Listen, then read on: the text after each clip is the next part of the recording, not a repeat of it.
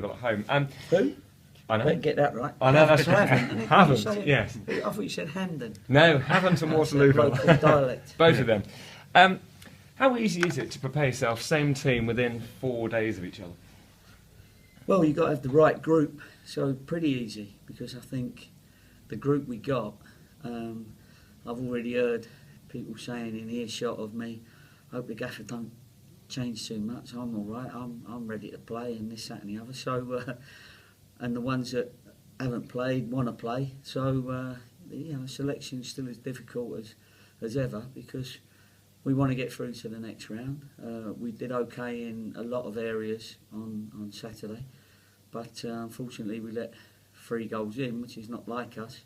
But so we got some thinking and some working out, and but it seems like the boys, to answer your question, they all want to play. So there's nobody who really wants to be rested. You just said to Pete Matthews before the game actually about there's a certain element of continuity that you want, but at the same time some players have been playing an awful lot and others are really putting their hand up. So do you perhaps use this game, given Grimsby's just a couple of days away, do you use it to try a few different things? Well, that's one of the questions we're going to ask ourselves, of course, but we'll have to wait and see how that sort of pans out. We'll do a little bit of work this morning, and we'll probably be in Tuesday afternoon as well, just so that, because mentally they'll be ready for the game and they'll take more in. So it's up to us as managers. That's where you have to manage.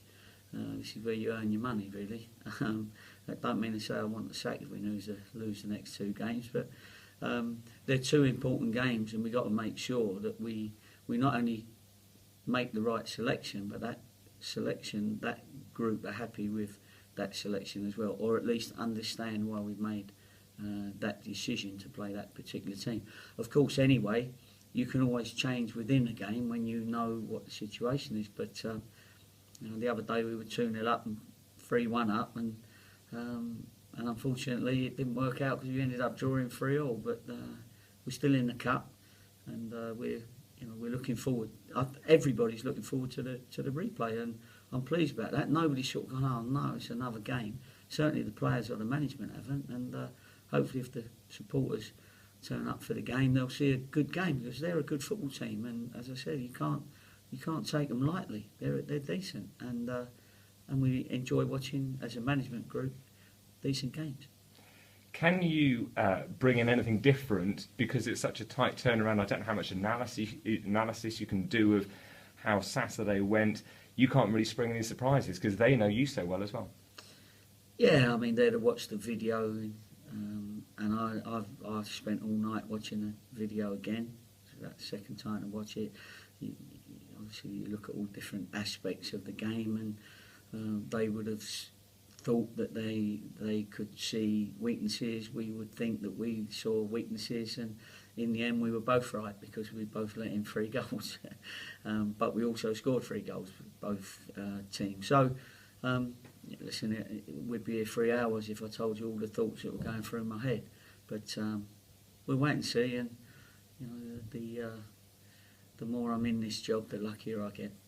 Given that it's been a while since you let in 3 goals, is there anything which stood out glaringly obvious that did need to be addressed before tomorrow? Well, yeah, not that I would tell you, in case they were listening into your programme, or you as a mate of Lee Bradbury, who's the Havant and Waterlooville manager. So, no, we won't be giving any secrets up, of course not, and I'm sure they won't, because we all have the social media, we all have websites, local radio, local TV, and you've got to be very careful what you drop in, and don't give the enemy any insight as to your tactics. So, does that answer your question? Will it be easier when you know who is going to be coming up in the first round proper? Does that sometimes give extra motivation to want to get through? Well, it might do. It depends who comes up and who it's against, of course. But anyway, your name's in the hat. I love the draws. I'll certainly be sitting there watching it. I like that excitement of the FA Cup draw. And I'm pleased we're in it, and hopefully we're still in it by the time the game comes round next week. And how much are you having to think about Grimsby? You know, because it's not very far away.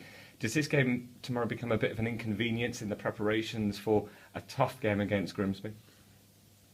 Oh, not very far away, as in time, as opposed I know it's to a long trip up distance. there, I yeah. was gonna say, yeah, what you got? But yeah, in terms of, it's another very tight turnaround. I thought you had a rocket in your car park. No, you're right, and it is a tight turnaround, but we knew it was there. It's nice at the TV, you want to take on a big match. I don't think that will matter in the end for the Grimsby game because of TV, because the lads will know how important the game is, and some players like to play games nearly every day. And as I think he said to one of you people, he said that that anyway they'd have been training. If so, and they train hard, we train hard, and we'll have to see whether we got that energy to cope with and squad to cope with the 2 games in a short space of time. We think we have. Gary, thank you very much. No problem. I said, apologies, I'm going to have to dial. No problem. See you later. On the flip Good side, answer. obviously, you could go into the Grimsby game having had a good resounding win and a bit more confidence. So that's certainly something you could take out of it. You can take out of it. Winning's a habit, of course. So as long as you win, if you don't win, you've got to gain very quickly to put it right. Sometimes you can spin it that way as well if you want. We'll spin it any way we need to at the time. But you're right. I'm not frightened by the 2 games in the short space of time. When I was at Watford with Graham Taylor had 11v11s nearly every day, and spent a lot of time getting people in their shape, in their pattern, and really it's just down to the mentality of the player. If he's bored by 11v11s, he shouldn't be a footballer. He should be, raring to go for every time there's a game. And it's just up to me in between times to manage it. If I go running them around the training ground today and slaughtering them, getting into them, and they're not going to be ready. So we have to manage it and do the right things. In a typical week, then, when you haven't got a game, you're obviously putting as much work into them physically as you would during a game anyway. Yeah, we are. Yeah, and it's testament to the fitness of these boys. And I speak to them all the time, and they're honest. I can speak to Wright, and how do you feel? And Wright says that's the best I've ever felt, and that that's nice to hear that. I'm speaking with Downsy, and so I have a chat with them, and I think they're honest enough to say, "Gaff, you need to give me a rest." You know what I mean? So in a season, English players have to play, if you're successful, 50, 60 games in a season, and the successful ones have to do that. But they're successful because the character and determination of their group allows you to do that. You obviously gave a chance to 2 players who had been sort of pushing for selection on Saturday. Did you feel that they took that chance as well as they possibly could? Well, I don't. It's not really they weren't under pressure to do that. Billy and Thorny you're talking about. They're in our squad, and so is Asa and Rowie and little Luke Thomas now who's come in. They're good enough to be in our team, all of them.